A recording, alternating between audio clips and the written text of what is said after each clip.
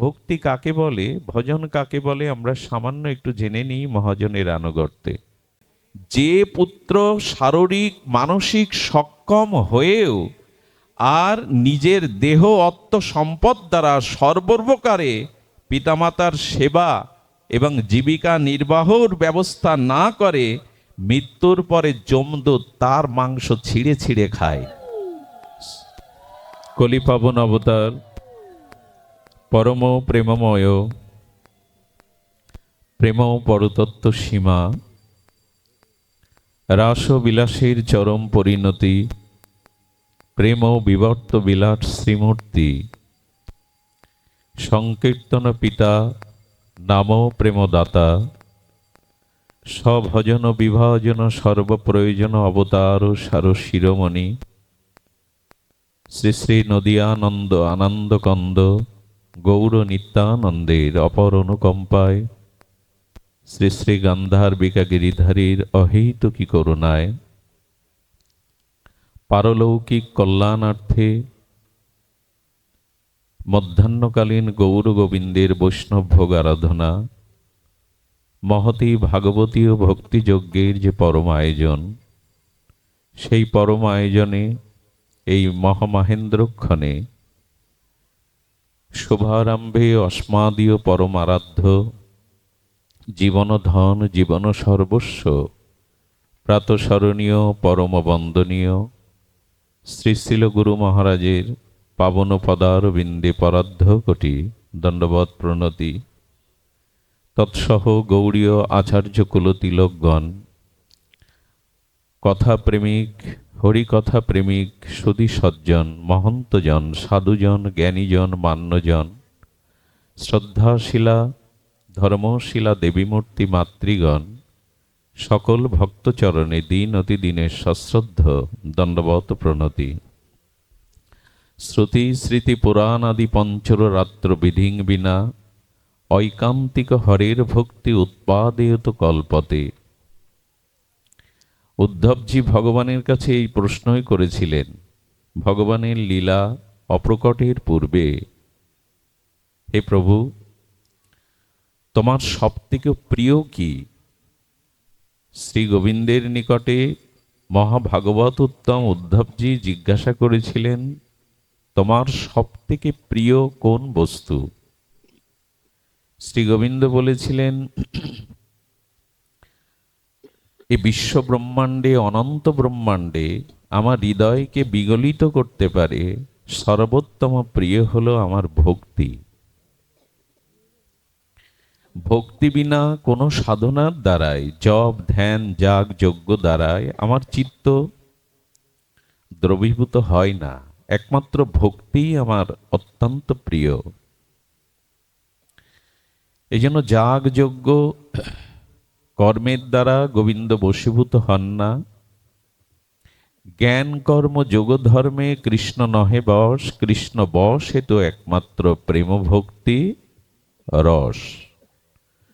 তো সেই ভক্তি যেন আমাদের মনোকল্পিত আচরণ না হয়।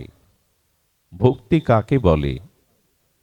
শ্রুতি স্মৃতি পুরাণ পঞ্চরাত্র এই ভক্তির যারা মহাজন আচার্য, এই ভক্তির মহাজন আচার্যগত প্রদর্শিত যে শাস্ত্র সাধু গুরুবাক্য সমন্বিত আমাদের যে ভজন, তাতেই হরিভক্তি, তাতেই শুদ্ধা ভক্তি ব্রজভক্তি প্রাপ্ত হওয়া যায়। যদি শ্রুতি স্মৃতি পুরাণ ভক্তির মহাজন ব্যতীত আমরা আমাদের ইচ্ছা মতো ভক্তির আচরণ করি, তা সেটি এখানে বলছেন উৎপাত মাত্র। উৎপাত করে কিছু লাভ হবে না, হই হুল্লোড় করে দাপাদাপি করে আবেগ জানিয়ে কিছু হবে না, সেটি উৎপাত মাত্র হবে। গোস্বামীপাদ বলেছেন ভক্তি কাকে বলে, ভজন কাকে বলে, আমরা সামান্য একটু জেনে নিই মহাজনের আনুগত্যে। জন্মতে জায়াতে শূদ্র সংস্কারেণ দ্বিজ উচ্চতে। জন্মের পরে আমাদের পূর্ব জন্মের স্বভাব সংস্কারে রূপ নেয়, আর স্বভাব এবং সংস্কার অনুযায়ী মানুষ সেই গতিপথেই চলতে থাকে। কে যেন তাকে বাধ্য করে সেই পথে চলতে। যেমন জলের নিম্নগামিতা, এটা তাকে সহজভাবেই নিচের দিকে, নিম্নগামিতার দিকে জল ধেয়ে আসে, এটা জলের ধর্ম। সংস্কার কেমন জানেন? তপ্ত কড়াইতে খাঁটি গোদুগ্ধ কিছুক্ষণ জাল দিতে দিতে দুধটা সার হয়, সার থেকে সর পড়ে, সরটা আরো কিছুটা তপ্ত উনানের উপরে পাত্রে রাখলে দেখবেন হস্তরেখার মতো সরের উপর এক একটা দাগ পড়ে যায়। আমাদের জন্ম জন্মান্তরের কর্মের দ্বারা আমাদের জীবনে এরকম একটা দাগ পড়ে যায়, এরই নাম স্বভাব, আর এইটা সংস্কারের রূপ নেয়। মানুষ তার সংস্কারের স্বভাবে বাধ্য হয়ে পথ চলতে বাধ্য হয়, চাইলেই সে পারে না নিজের আত্মকল্যাণ, নিজের মুক্তি, নিজের ঐকান্তিক ভক্তির পথে চলতে। চলতে চায় কিন্তু সংস্কার তাকে টেনে নিয়ে দেয়। সংস্কারটা কেমন? এখনই মায়ের গর্ভতে একটি শিশু ভূমিষ্ঠ হলো, এই জগতের কোনো বিদ্যা শিক্ষা তাকে এখনো পর্যন্ত দেওয়া সম্ভব নয়। সদ্য জাত ভূমিষ্ঠ শিশুটি মায়ের কোলে দুধ টেনে খেতে হয়, এটা তাকে কে শেখালো? মায়ের স্তনে বদনটা দিয়ে যে টেনে দুধ খেতে হয়, এই বিদ্যাটা তাকে কে শেখালো? বলো, কারো শেখানো লাগেনি। বহু জন্মব্যাপী মায়ের স্তনে দুগ্ধপান করবার স্বভাব বা সংস্কার ওকে জানিয়ে দিয়েছে, এটা কারো জানানো লাগেনি। বানর হনুমানগুলো দেখবেন একটি শাখা হইতে আরেকটি শাখাতে ডালপালায় লাফালাফি করে, এটা অনুকরণ করতে যাবেন না, হাত পা ভাঙবে আপনার। বানর এটা পারে কেন? বহুদিন ধরে ওদের এই শাখা থেকে শাখাতে লাফানো অভ্যাস, ওরা পড়ে না, আপনি আমি পড়ে যাব। স্বভাব কেমন জানেন? একটা কুকুরের বাচ্চাকে আপনি জলে দিয়ে দিন, সে ঠিক সাঁতরে তার জীবন বাঁচাতে পারবে, কিন্তু উন্নত মানুষের বাচ্চাকে সাঁতার না শিখিয়ে ছেড়ে দিন, ডুবে মরবে। ওকে শেখানো লাগেনি, ওর সংস্কার ওর জীবন বাঁচানোর জন্য জল থেকে উঠতে পেরেছে। মানুষ উন্নত তার বাচ্চাকে সাঁতার না শিখিয়ে, প্রশিক্ষণ না দিয়ে ছেড়ে দিন, ডুবে মরবে। এই জন্য আমরা বাধ্য হই আমাদের পূর্ব সংস্কার অনুযায়ী চলতে।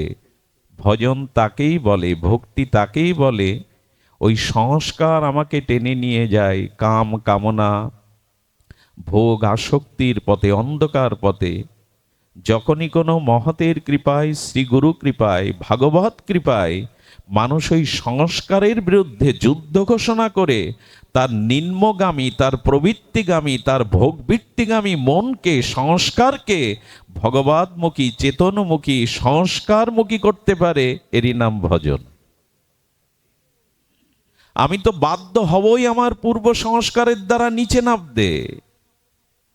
অনন্ত জন্মের ভোগ বাসনা কামনা, এই কুসংস্কার আমাকে নিচে নিয়ে যায়। যেদিন এই সহজাত স্বভাবজাত সংস্কারের বিরুদ্ধে আমি যুদ্ধ ঘোষণা করতে পারবো, ওই প্রবৃত্তিময়, বৃত্তিময়, ধ্বংসময় সংস্কার থেকে আমি আমার আত্মকল্যাণ, নিজের উদ্ধারের চেষ্টায় বিপরীতগামী হতে পারবো, এরই নাম ভজন, এরই নাম সাধন।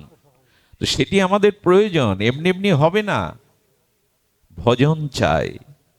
আর এই ভজনটা শুরু হয় আমাদের জীবনে মহতের অনুগ্রহ বা কৃপাতে। আপনারা জানেন রঘুনাথ ভট্ট গোস্বামী আমাদের বারাণসী কাশীতে, এই মুক্তিতীর্থে মহাপ্রভু 8 মাস ছিলেন তপন মিশ্র আলয়ে। আলয়টা এখন ভগ্ন। কাশীতে যারা যাবেন, মহাপ্রভু যেখানে 8 মাস ছিলেন, মুক্তিতীর্থ বারাণসীর এই তপন মিশ্র আলয়ে, তপন মিশ্রের সন্তান রঘুনাথ, যিনি পরবর্তীতে ষড়গোস্বামীর অন্যতম রঘুনাথ ভট্ট গোস্বামী নামে খ্যাত হয়েছিলেন। তো মহাপ্রভু যখন 8 মাস পরে ব্রজের উদ্দেশ্যে আর তিনি কাশী ত্যাগ করবেন, বারাণসী ত্যাগ করবেন, তখন ভট্ট গোস্বামী শিশু বা একটু কৈশোর উকি দিয়েছে, তাকে ডাকলেন, ডেকে ঠিক এই কথাগুলো বলছেন মহাপ্রভু, নির্দেশ দিচ্ছেন মহাপ্রভু, 8 মাস রহি প্রভু ভট্টে বিদায় দিলা, 8 মাস কবিরাজ কৃষ্ণ গোস্বামীর অনবদ্য আমরা স্বর্ণাক্ষরে যেভাবে লিখেছেন চৈতন্য চরিতামৃতে তা বলছি। অষ্টমাস রহি প্রভু ভট্টে বিদায় দিলা। ভট্টকে বিদায় দিচ্ছেন, কি বলছেন? বিবাহ না করিও বলি নিষেধ করিলা। গোস্বামী, আমার একটা নির্দেশ হলো, ভট্ট তুমি বিবাহ করো না। কেন বিবাহ করতে নিষেধ করছেন পরে বলছি, কিন্তু তার পরের লাইনটা শুনুন। বৃদ্ধ পিতামাতা যায় করহ সেবন। কে বলছেন কথাটি? শ্রীকৃষ্ণ চৈতন্য মহাপ্রভু বলছেন, বৃদ্ধ পিতামাতা যাও করহ সেবন, বৈষ্ণব পাশ ভাগবত করো অধ্যয়ন। মহাপ্রভুর এগুলো সাধারণ নির্দেশ না, এগুলো মন্ত্র না, মহামন্ত্র। এগুলো সাধারণ নির্দেশ না, অসাধারণ নির্দেশ। বৃদ্ধ পিতামাতা যাও করহ সেবন, বৈষ্ণব পাশ ভাগবত করো অধ্যয়ন, পুনরপি একবার আসিও লীলাচলে, এত বলি কণ্ঠমালা দিল তার গলে। মহাপ্রভু আশীর্বাদ করলেন। এখানে আমার বলবার অভিপ্রায় হলো এই, উনি বৃদ্ধ পিতামাতাকে সেবা করতে বললেন। মহাপ্রভু নির্দেশ দিচ্ছেন, কিছু মনে নেবেন না, আমাদের এই বর্তমান কাল একটা অন্ধকারাচ্ছন্ন সময় নেমে আসছে এই ভক্তি জগতেও, ভজন জগতেও। কোন কোন যুবক, কোন কোন তরুণ হঠাৎ করে ভাবাবেগে সে বেশ নিয়ে নেয়, বৃদ্ধ পিতামাতাকে ত্যাগ করে চলে যায়। আরো বিড়ম্বনা কি জানেন? হঠাৎ করে দীক্ষা শিক্ষা ভক্তি অনুশীলন করে বাড়ি এসে বলে মার হাতে খাবো না, মার হাতে আমার কিছু খাওয়ার নির্দেশ, আচার্য নিষেধ করেছেন, মা সদাচারী নয়, মা আমিষ ভোজন করে, মার হাতে খাবো। এই বিড়ম্বনাগুলো এখন আমাদের সামনে আসে। কিন্তু মহাপ্রভু কি বলছেন দেখুন, বৃদ্ধ পিতামাতা যাও করহ, কাকে বলছেন? ভট্ট গোস্বামীকে। মহাপ্রভুর পরিকরেরা, নিজজন, অনন্য অসাধারণ চরিত্র সরগোস্বামীর অন্যতম ভট্ট গোস্বামী, তাকে বলছেন বৃদ্ধ পিতামাতাকে সেবা করো, আর যতটুকু সময় পাবে বৈষ্ণব পাশে গিয়ে ভাগবত পরায়ণ হও, ভাগবত শ্রবণ করো। এখন যতদিন পিতামাতা জীবদ্দশায় আছে ততদিন তুমি সংসার ত্যাগ করবে। এই দেখুন, এখন মানি কি আমরা? এটা অন্য কারো উপদেশ না, চৈতন্য চরিতামৃতের স্বর্ণাক্ষরে লেখা কবিরাজ কৃষ্ণ গোস্বামীর অনুভূতি, মহাপ্রভুর অনুভব জানাচ্ছেন। যতদিন বৃদ্ধ পিতামাতা বেঁচে আছে তুমি সন্ন্যাস নেবে। লোকনাথ ব্রহ্মচারী, এই মহাযোগেশ্বর যোগী, একটা কথা বলেছিলেন। উনি বলেছিলেন যে দেখো, যদি তুমি স্বল্প বহন না করতে পারো, বৃহৎ বহন কি করবে? নিজের পিতাকেই যদি বহন করতে না পারলে তো পরম পিতাকে কি করে বহন করবে? ক্ষুদ্র বহন করতে পারো না, বৃহৎকে কি করে বহন করবে তুমি? লোকনাথ ব্রহ্মচারী বলেছিলেন, বাবা, যে দেখো, অল্প বইতে পারো না তো বেশি বইবে কি করে? নিজের জন্মদাতা জন্মদাত্রী পিতাকে বইতে পারো না তো পরম পিতা তো অনেক ভারী বস্তু, তাকে বইবে কি করে? মহাপ্রয়োজন বললেন সন্ন্যাস ততদিন নেবে না। ওনার তো পরিকর জগতের ভক্তি প্রচার, সিদ্ধান্ত প্রচারের জন্য মহাপ্রভুর সাথে লীলাতে এসেছেন, কিন্তু মহাপ্রভু নির্দেশ দিচ্ছেন যতদিন পিতামাতা জীবদ্দশায় ততদিন সংসার ত্যাগ করবে না। এই জন্য পিতামাতার সেবাতে আজ অনেকেই নব বৈষ্ণব রূপী, নব দীক্ষিত রূপী অনেকেই পিতামাতাকেও অবহেলা করছে, মায়ের হাতে খাওয়া যাবে না বলে অপেক্ষা করছে। আমার কি মনে হয় জানেন? আরে পিতামাতার হাতে তুমি খেতে যাবে কেন? তুমি পিতামাতাকে খাওয়াও। মার হাতে আর কেন খাবে? সেই গর্ভে ধারণ পালন পোষণ সংরক্ষণ করেই তো তোমাকে, দেখবেন বুকের রক্ত কখনো দুধ হয় না, আপনার আমার হবে কি বুকের রক্ত, কিন্তু মায়ের হয়। সন্তানের প্রতি এত স্নেহবৎসল, স্নেহে বিগলিত রক্ত, স্নেহবৎসল মায়ের বুকে দুগ্ধে রূপান্তরিত হয়, ভাবা যায়? ডক্টর মহানম্রত ব্রহ্মচারী ভাগবত গঙ্গান্তর তিনি বলেছিলেন, মায়ের স্থানে সিরিজ দিয়ে টানন্ত। সিরিজ নিয়ে টানলে কি হবে, দুধ আসবে? কিন্তু সন্তান টানলে আসে যে, বলো মায়ের মমতা স্নেহ করুণা বিগলিত হয়ে রক্তটা স্নেহে দুগ্ধে রূপান্তরিত হয়। তো সেই মাকে, যার রক্তটাই দুধ হয়ে আপনার জীবন দান করে, অমৃত দান করে, তার হাতে কেন খেতে যাবেন? আপনি মা বাবাকে খাওয়ান। বলে মা যে সদাচারী না, মাকে সদাচারী করো, এটা দায়িত্ব তোমার। সবসময় পিতামাতা সন্তানকে পথ দেখাবে এমন নয়, সন্তান ও পিতামাতাকে পথ দেখাবে। এজন্য শাস্ত্র বলেছে যে দেখুন, একজন গৃহস্থ, তার ধর্ম হলো পিতা মাতার প্রতি আনুগত্য, তাদের সেবা ভাবনা। এটি না করলে কি হয়, সাক্ষাৎ জমের মুখে একটু শুনুন, ভয় লাগবে। যদি ভয় লাগে তো ভালো, আর যদি ভয় না লাগে তো বলার কিছু নেই। কি বলছেন? ভাগবতে বিশেষ একটা নির্দেশিকা আছে এই শ্লোকটির উপরে।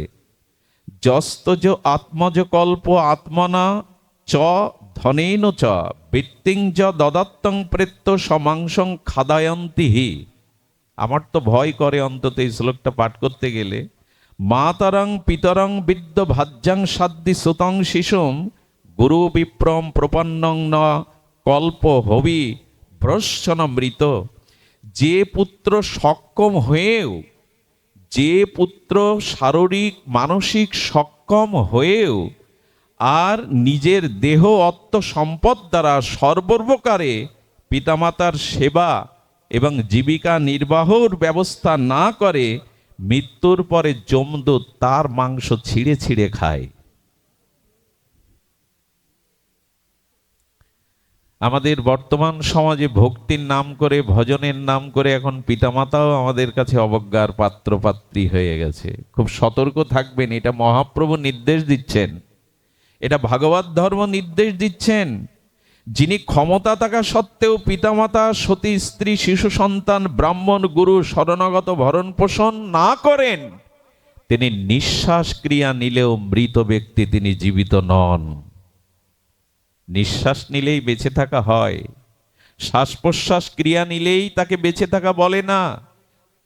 চর্মকার কুর্মকাররা দেখবেন তারা কি করে, তারা চর্ম জাতীয় নির্মিত বিশেষ একটি যন্ত্র, যার নাম হাঁপড়, টান দিলেই নিঃশ্বাস মানে বাতাস বেরোয় আর বাতাস প্রত্যাহার গ্রহণ করে। তো নিঃশ্বাস নিলেই যদি মানুষ হবে, তাহলে এই চর্মকার কুর্মকার নিমৃত হাঁপড়টাকেই মানুষ বলুন না, ও তো নিঃশ্বাস প্রশ্বাস নেয়। ওরাও তো নিঃশ্বাস প্রশ্বাস নেয়, কিন্তু না, একটু বাড়িয়ে দাও সামান্য ভলিউমটা। এই জন্য বললেন মাতারং পিতরং বিদ্য ভাজ্যা সাদ্দিং সুতং শিশুম।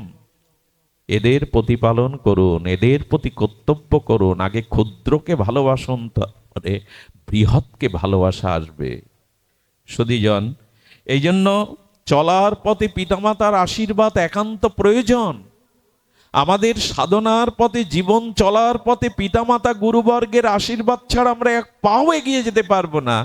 এটাই এখন বড় ভুল হয়ে যাচ্ছে, এটাই বড় ভুল হয়ে যাচ্ছে।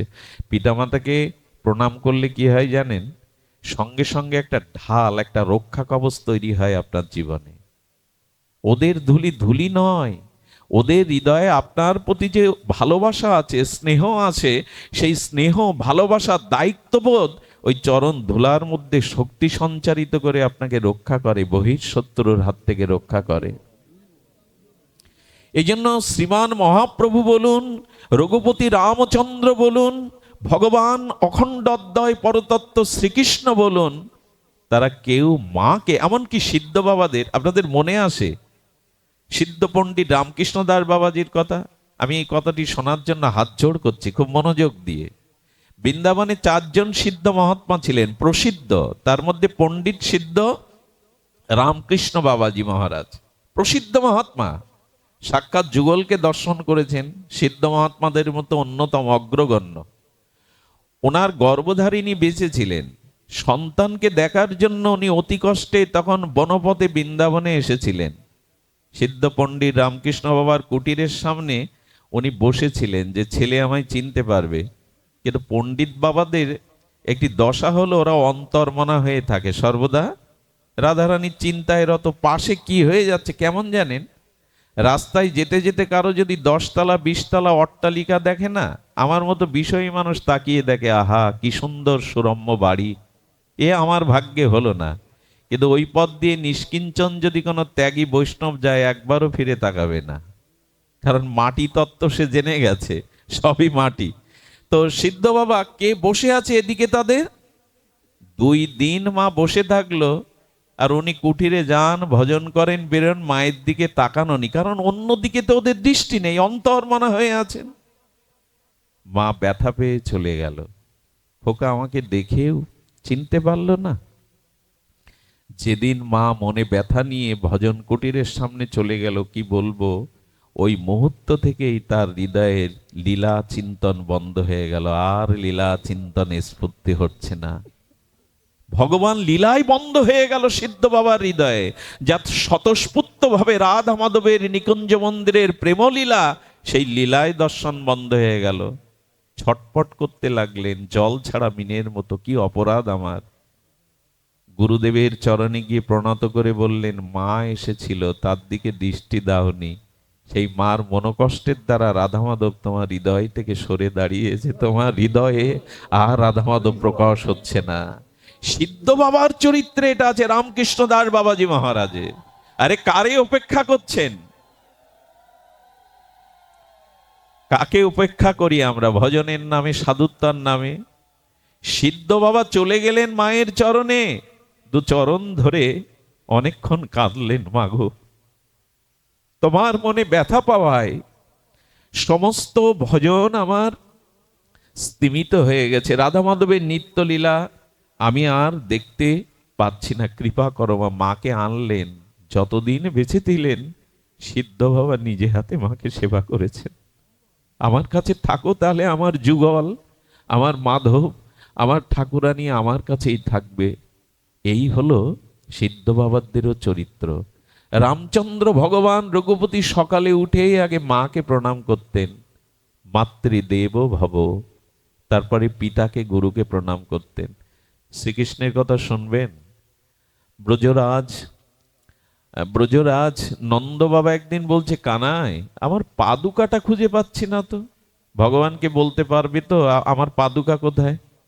নন্দ বাবা কানাইকে বলছে, কানাই আমার পাদুকা কোথায়, খুঁজে পাচ্ছি না তো। কানাই বলছে, বাবা আমি দেখছি। বাইর বাড়িতে গিয়ে দেখে কর্দমাক্ত কাদা ধুলা মাখানো বাবার চরণ পাদুকা। প্রথমে গিয়ে পাদুকায় প্রণাম করলেন কৃষ্ণ, করে কি করলেন জানেন? আচ্ছা বাবার পাদুকা এটা তো প্রণাম্য, আমি কোথায় নেব? ছোট ছোট হাত দিয়ে করপল্লব দিয়ে একটা মাথায় নিলেন, একটা বুকে নিলেন, নিয়ে বাবার পায়ে এসে পরিয়ে দিলেন। একদিন গোষ্ঠে যাচ্ছে সখাদের সাথে, মা যশোদা ডেকে বলছে, কানাই গোপাল আজ তোর বিপদ হবে রে। আচ্ছা মা যদি পেছন থেকে ডাকে জানবেন অমঙ্গল নয়, ওই একজন ডাকলে আপনার মঙ্গল আছে, আর সকলে ডাকলে মনে করতে পারেন যাত্রা ভঙ্গ হতে পারে, কিন্তু মা যদি পেছন থেকে ডাকে জানবেন আপনার কোনো মঙ্গল আছে। মা ছোটবেলা থেকে তোর অসুর আর অসুর, তোর প্রতি কত শত্রুতা, আজকে তোর গোষ্ঠে কোনো বিপদ হতে পারে। কেন মা? আজকে তো আমার পায়ের ধুলো মাগলি না গোপাল। মা যশোদা নিজের চরণ থেকে সেই পায়ের ধুলা হস্তে করে নিয়ে গোপালের মাথায় বুকে মাখিয়ে বললেন, যা আর কোনো বিপদ আজ আর তোর হবে না। আজও হয় এটা, পিতামাতাকে প্রণাম করে তাদের চরণ ধুলি অঙ্গে মাখন, মাথায় দেখবেন বিপদ আপনাকে স্পর্শ করবে না, আজই আশীর্বাদ দেওয়া আছে। যারা আমার কথা শুনছেন, ভাগবত কথা শুনছেন, তাদের মধ্যে আবার বর্তমান সমাজের কিছু নব্য শিক্ষিত বা বৈষ্ণব আচরণকারী ভক্ত কিন্তু একটা প্রশ্ন পাল্টা করতে পারেন আমার কাছে। খুব ধ্যান দিন মা, এদিকে লক্ষ্য করুন, পাঠ শুনুন। একটি প্রশ্ন কিন্তু তুলতে পারেন, যে মহাপ্রভু বলছেন পিতামাতার সেবা করো, ভাগবত পরায়ণ হও, সেই মহাপ্রভু কিন্তু এর বিপরীতে আর একটা কথা বলেছেন। আপনাদের সাংঘর্ষিক মনে হতে পারে। সাংঘর্ষিকটা কি জানেন? যারা বলছে পিতামাতাকে ত্যাগ করে ভজন করা যায়, পিতামাতা ঋষির কাছে কোনো ভক্তিময় ভজনময় ভক্ত ঋণী না, একথা মহাপ্রভু বলে গেছেন। যারা কৃষ্ণ ভক্তি পরায়ণ, ভগবত ভক্তি পরায়ণ, এরা পঞ্চঋণে ঋণী না। বোঝা যায় কি কথা? পিতৃঋণ, মাতৃঋণ, ঋষি ঋণ, দেব ঋণ, নিরীঋণ, ভূত ঋণের কাছে এরা ঋণী না, যিনি কৃষ্ণ ভজন করবেন। বলে এই তো সমাধান। তুমি কেন আগ বাড়িয়ে এসব বলতে যাচ্ছ? কৃষ্ণ ভজন পরায়ণ হলে, ভজন করতে থাকলে কোনো পিতামাতার কাছে তো ঋণী থাকার কথা না। বুদ্ধদেব পিতামাতাকে ছেড়ে চলে গেলেন, অনেকেই গেছেন। মহাপ্রভু সচিমাকে ছাড়লেন, সচিমার তো অন্য অবলম্বন ছিল না। স্বামী চলে গেছে, বড় পুত্র বিশ্বরূপ চলে গেছে, 7-7টা বোন মরে গেছে, ঘরে বিষ্ণুপ্রিয়া, এসব রেখে প্রভু তুমি চলে যাচ্ছ, আবার তুমি এই উপদেশ দিচ্ছ পিতামাতাকে সেবা করো। বিপরীত মনে হয় না কথাটি? হ্যাঁ, বিপরীত মনে হতে পারে। সিদ্ধান্ত আলোকে মহাপ্রভু কি, ভাগবত চৈতন্য চরিতামৃতে মহাপ্রভু কি বলেছেন জানেন? কাম ত্যাগী কৃষ্ণ ভজে, শাস্ত্র আজ্ঞা মানি, দেব ঋষি পিতৃদিগের কবু নহে। এই তো সমাধান। আমি যদি মা বাবাকে ত্যাগ করে, সবকে ত্যাগ করে কৃষ্ণ ভজন করি, আমার তো ঋণ থাকলো না। এই সিদ্ধান্ত আসবে কিনা? মহাপ্রভুই বলছেন, এ পৃথিবীতে অনন্ত সাধু সন্ত সন্ন্যাসী মহারাজগণ সবই তো ত্যাগ করে চলে গেছেন। স্বামী বিবেকানন্দও ত্যাগ করেছিলেন। মহানামজি, এই বিশ্বের অন্যতম শ্রেষ্ঠ মহাত্মা সাধক বর্গ, তারাও তো করেছেন। এখানে শব্দটা লক্ষ্য করুন, কোন ব্যক্তির পঞ্চঋণ বা পিতৃমাতৃ ঋণ, সেই ঋণে তিনি ঋণী না। তার আগের পয়েন্টটা লক্ষ্য করুন, কাম ত্যাগী কৃষ্ণ ভজে, শাস্ত্র আজ্ঞা মানি। এই পর্যন্ত গেছি তো আমরা? খুব সহজ না? কামনা ত্যাগ করা খুব সহজ। শাস্ত্র আজ্ঞা পালন করে যতদিন তোমার দুর্বার কামনা বাসনা ত্যাগ না হবে, ততদিন পর্যন্ত তুমি এই ঋণ থেকে মুক্ত না। সেই দিনই তুমি ঋণ মুক্ত হবে যেদিন সকল কামনা বাসনা ত্যাগ করে শাস্ত্র আজ্ঞা পালন করে ভজন করবে। এ পর্যন্ত যাওয়া খুব সহজ। এই পর্যন্ত না যাওয়া পর্যন্ত তুমি এক কাজ করো, ভাগবত কি বলে দিয়েছেন, এই পর্যন্ত তোমাকে যেতে হবে, এটা তোমার লক্ষ্য। তবে তাবৎ কর্মাণি কুর্বিত না নিবেদ্যতি যাবতা, ততদিন তুমি সংসারে পিতামাতা গুরুবর্গের সেবা করো। মত কথা শ্রবণাদৌ বা শ্রদ্ধা যাবত জায়তে যাবন্ন জায়তে, যতদিন আমার উপর পূর্ণ আত্মসমর্পণ না জন্মাবে, ততদিন তোমাকে এই কাজ করে যেতে হবে। খুব সতর্ক। এই যুক্তি যেন আমরা পাল্টা তুলে আবার পিতামাতা গুরুবর্গের সেবা বঞ্চিত না হয়। সমস্ত কামনা ত্যাগ করে শাস্ত্র আজ্ঞা মেনে যেদিন আপনি প্রস্তুত হবেন, সেই দিনই আপনি কারো কাছে ঋণী হবেন না। সেটি বলেছেন, যে কাল পর্যন্ত নিত্য নৈমিত্তিক কর্মে মনে নির্বেদ অবস্থা না আসে, বাসনা শূন্যতা না আসে, ততদিন সংসারে থাকো, ততদিন এদের সেবা করো। যেদিন আমার কথায় তোমার পূর্ণ শ্রদ্ধা হবে, আত্মসমর্পণ হবে, সেদিন জানবেন। পরমহংস একটি কথা বলেছিলেন, গাছের কাঁচা ফল ঝড়েও পড়ে না। বেলটা তো পড়তে চায় না, বেল শ্রীফল কাঁচা অবস্থায়, কিন্তু যখন পেকে গেল আর আংশুড়িও লাগবে না, ঝড়ও লাগবে না, আপনি থেকেই পড়ে যাবে। যেদিন সাধন করতে করতে, পিতামাতার সেবা করতে করতে যেদিন তোমার কামনা ঠেকাবে, শাস্ত্র আজ্ঞা পূর্ণ পালন করবে, সেদিন তোমার ত্যাগ করতে হবে না, ত্যাগ আপনিতেই এসে যাবে তোমার জীবনে। সেই দিন ত্যাগ করো, তার আগে এদের ত্যাগ করতে যেও না। এই জন্য শাস্ত্র বলেছে যে না, সেবা করো। এটা আমাদের প্রাথমিক পড়া। এই পড়াটা হলো আমাদের প্রাথমিক পড়া। মাস্টার কি বলে, ছোট শিশুরা ভর্তি হলে কি বলে, ওদের কি পড়া? প্রাক প্রাথমিক শিশু পড়া। এই শিশু পড়াটা আমাদের, যেমন যদি অ ক খ আমরা হাতে খড়ি না দেই, উচ্চ অক্ষর জ্ঞান, উচ্চ বিদ্যা জ্ঞান কিন্তু এই হাতে ঘড়িটা খুব দরকার, আমাদের প্রত্যেকেই আমাদের দরকার।